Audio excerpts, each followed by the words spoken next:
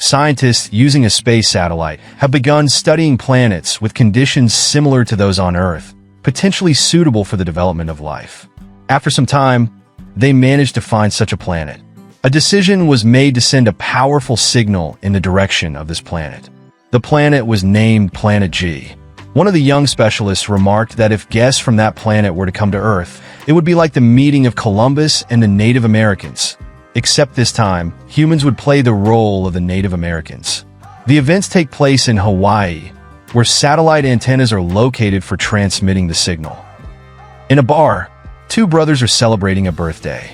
The older brother, Stone, congratulates his younger brother, Alex, and wishes him success in life. A pretty blonde also walks into the bar. Alex Hopper notices her and is immediately attracted to her. He approaches her and tries to strike up a conversation, but she isn't very interested in talking to him because she really wants a beer and a burrito. However, the kitchen is already closed. Alex promises her that he will get her a burrito in 5 minutes. All the nearby stores are closed, so he decides to take a desperate step. He sneaks through the roof of one of the stores and steals the dish for her. Just as he is about to run back to the girl, the police catch up with him and even incapacitate him with a taser, but he still manages to reach her and give her the burrito. Without a doubt, she is very impressed. From this moment, their romantic relationship begins. After this reckless act, his older brother, Stone Hopper, scolds him for his irresponsible lifestyle and informs him that he has, in fact, caught the eye of Admiral Shane's daughter, the commander of the fleet. Since Alex is reckless and irresponsible, without a place of his own or a decent job, Stone, Alex's older brother, makes an unexpected decision for Alex. He tells him, "You're joining the Navy." After some time, international naval exercises begin in the Pacific Ocean, involving 20,000 sailors from 14 countries. The competitions take place not only at sea, but also on land. The U.S. team plays a soccer match against the Japanese team and loses because of Alex Hopper, who misses a penalty kick. The exercises are about to start, but Alex Hopper has a perfect opportunity to ask his girlfriend's father for her hand in marriage. However, Hopper gets into a fight with Captain Nagata from the Japanese team, who kicked him in the face during the soccer match. Because of this serious violation, Hopper not only hesitates to reveal his intentions to the Admiral, who is his girlfriend's father, but he also faces the possibility of being discharged from the Navy. Meanwhile, satellite antennas are transmitting a signal into deep space. The Admiral welcomes everyone to the opening of the International Naval Exercises. As expected, Alex Hopper, true to form, stands out for his irresponsibility and is late to the ceremony.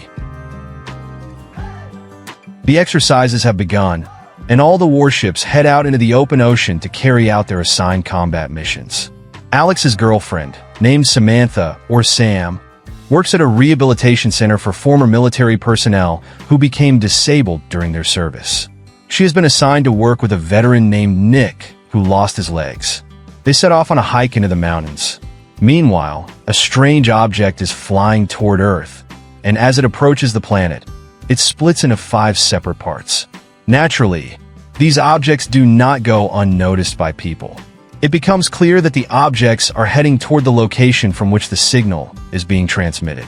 This is precisely where Hopper's girlfriend and her charge are walking. NASA representatives talk with a station worker named Cal, who is sending the signal into space, and they decide what to do next. One of the 5 objects collides with a satellite orbiting Earth and breaks apart. The pieces of this object fall to Earth, specifically in Hong Kong. The surviving space objects fall into the ocean, not far from the area where the military exercises are taking place. The Admiral is informed about these objects, and he, in turn, dispatches 3 warships to the location. Meanwhile, news reports on television cover the destruction in Hong Kong. Chinese specialists examined the fallen object and discovered that it is of extraterrestrial origin because it is made of a substance not found in the periodic table of chemical elements, meaning that such a material does not exist on Earth. Meanwhile, the warships have approached the space object in the ocean.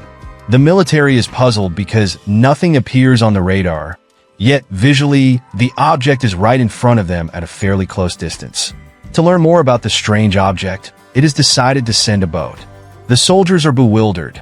They have no idea what's in front of them. Could this be part of the exercises? They want to solve the mystery. Alex Hopper, who is sent on the boat, steps onto the object, looks at it, and nothing happens. He then approaches the main part of the object and touches it, only to be shocked as if by electricity and thrown back several meters. Immediately after this, the installations on the object shoot powerful beams of energy into the sky, forming a dome. The energy dome covers several islands. One pilot directs his plane toward the dome, but when it collides, it crashes as if hitting a concrete wall. Communication with the ships under the dome is cut off, so the fate of those inside is unknown. Hopper is still in the boat with his two comrades when suddenly a ship emerges from underwater. They are stunned by what they see, something they've never seen before. Immediately, two more similar ships surface. So now, it's 3 human-controlled ships against 3 ships belonging to the visitors from space. No one attacks first. The humans initially send out a sound warning signal. After a brief pause, the extraterrestrial visitors decide to demonstrate their warning signal, which gives the sailors a thorough ear, or even brain, cleaning. Then, the humans decide to surprise the aliens with a single warning shot, which provokes the visitors, and they begin to act more aggressively. One of the alien ships rises above the water, flying over Hopper and his comrades. Indeed, humans have never seen technology like this before. This ship enters the battle and drops several bombs on one of the human ships, killing 2 people. Then Alex Hopper's team enters the fight. They fire at the alien ship with a machine gun while circling around it. The aliens shoot at the boat, but miss because the target is very small. Meanwhile, Alex's brother, Stone Hopper, as the captain of another ship, orders his crew to move forward and gives the command to fire at the aliens. The single shot they fire is unsuccessful. In response, the aliens, unlike the humans, release a dozen bombs, causing some damage to the ship. The captain issues a new order to fire. Only 1 shell is fired at the alien ship. Just 1 shell? This shot proves even more useless than the previous one. In response, the aliens fire more than 24 bombs. The ship is blown to pieces, and the entire crew, including Stone Hopper, perishes. The battle between the humans and the aliens pauses for a while. Alex Hopper returns to his ship, and since both the captain and the first officer have been killed, he becomes the ship's captain. Hopper orders an attack on the aliens. The ship moves toward the alien vessels. Besides Hopper's ship, there is another warship with a Japanese crew. It's this ship that fires first. In response, the aliens destroy another human ship. However, many members of the Japanese crew manage to survive and board Alex Hopper's ship. Then, 3 spheres separate from the main alien ship and head towards land. These high-tech destruction machines quickly obliterate military equipment at the Marine base and other critical infrastructure, such as roads and bridges on the island. Now, the aliens can achieve their objectives, as no one can penetrate the area under the dome, whose force field rises 90 kilometers into the sky and extends 2 nautical miles underwater. The aliens are so confident in their strength that they don't even bother to destroy the last human destroyer. While walking on the island, Hopper's girlfriend and her companion see a strange aircraft in the sky that quickly flies over them. This unidentified flying object transports the aliens to the station that services the satellite antennas.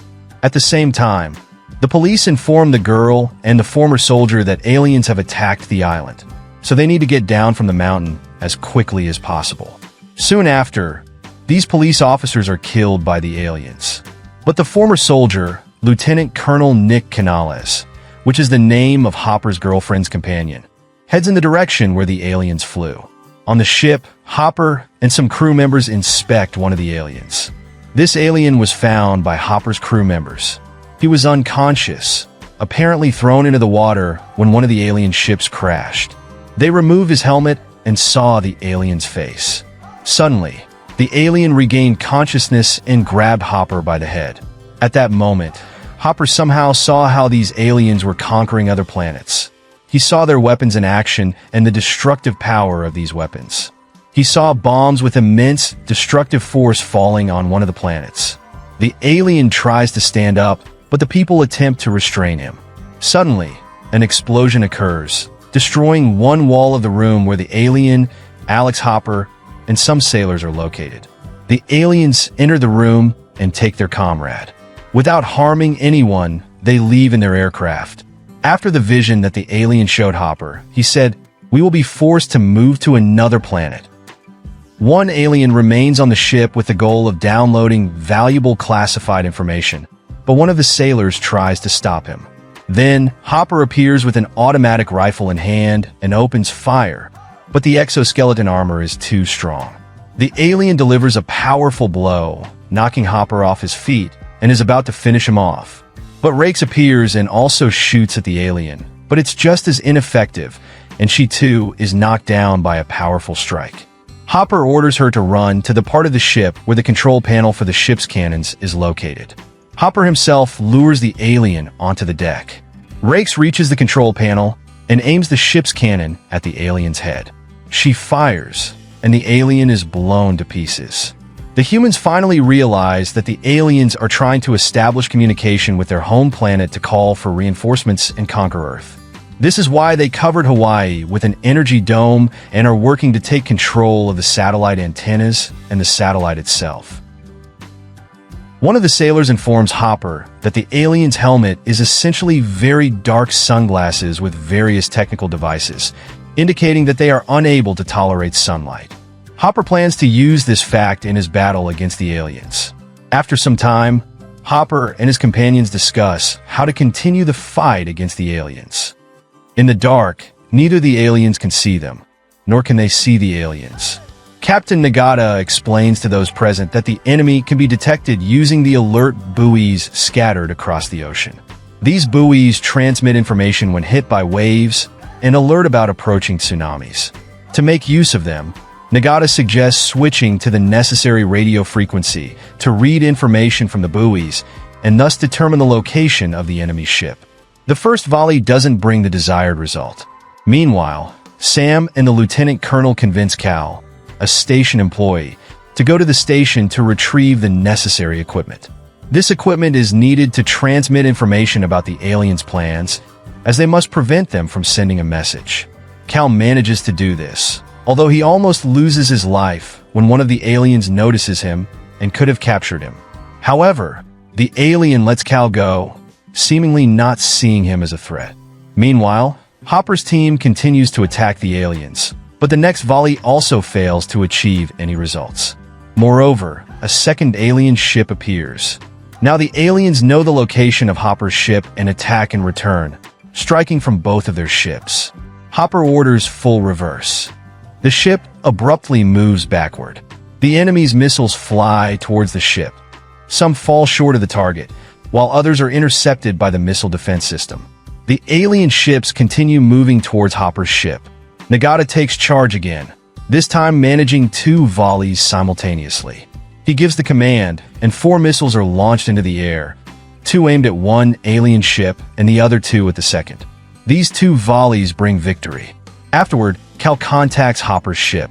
Sam informs Hopper that they need to destroy the space communication station to prevent the aliens from sending their message. Nagata tries to target another alien ship, but it moves in a completely unpredictable manner. At that moment, Hopper comes up with a new plan. They leave the battlefield and direct the ship toward one of the islands. Hopper asks Captain Nagata if he's a good shot. Nagata replies that he is, so the destroyer is positioned facing west. Hopper and Nagata take their positions at the bow of the ship, ready to shoot. The alien ship is expected to appear any minute, and sunrise is also imminent. Suddenly, the alien ship emerges from a jump and lands on the water. At that moment, the first rays of the sun flood the alien ship, and Hopper gives the order to fire. They shoot at the alien ship's observation windows, shattering them. The sunlight blinds the aliens, disorienting them because they cannot see well without their protective helmets. The American destroyer bombards the enemy ship with a barrage of missiles, bombs, and torpedoes. It's a brilliant victory over the enemy, but it's not over yet. 3 killer orbs descend on the destroyer, slicing it apart like a hot knife through butter. The aliens are almost finished setting up their equipment to transmit the signal. In 3 hours, the satellite will be in position to start the transmission. This happens every day. The satellite appears at the right place to transmit the signal. Therefore, Sam and Lieutenant Colonel Nick Canales decided to give humanity one more day. They got into a car and drove to the alien station. There, they created chaos and confusion, damaging several cable connections with the car. Despite his disability, Lieutenant Colonel Canales managed to put up a good fight against an alien. Meanwhile, the team reached the shore. It seemed that they had no weapons left to fight the aliens, but Hopper suggested using an old battleship, a ship that had been turned into a museum. This vessel was about 70 years old. How could the team manage such an old relic, especially when they were accustomed to the latest technology? They needed a crew for such a ship, and they found one. A group of old sailors agreed to serve their country once again. The two ships met on the battlefield, an outdated naval ship against the technologically superior alien vessel. Hopper led the military operation, giving what seemed to be incorrect and strange orders. But with his ingenuity, he outsmarted the enemy. An unexpected maneuver involving the ship's anchor helped avoid many hits. Even though the aliens managed to strike the old American ship, it stayed afloat and remained combat ready. The aliens were hit with a barrage of missiles and other weaponry, and most importantly, the installation that created the energy dome was destroyed. Now, with the Air Force deployed, the remaining aliens were defeated. At the ceremony honoring the heroes who saved the world, everyone received their awards. Most importantly, Hopper got his chance, and not just one. Lieutenant Hopper wouldn't be expelled from the Navy, and he could confidently approach the Admiral to ask for his daughter's hand in marriage.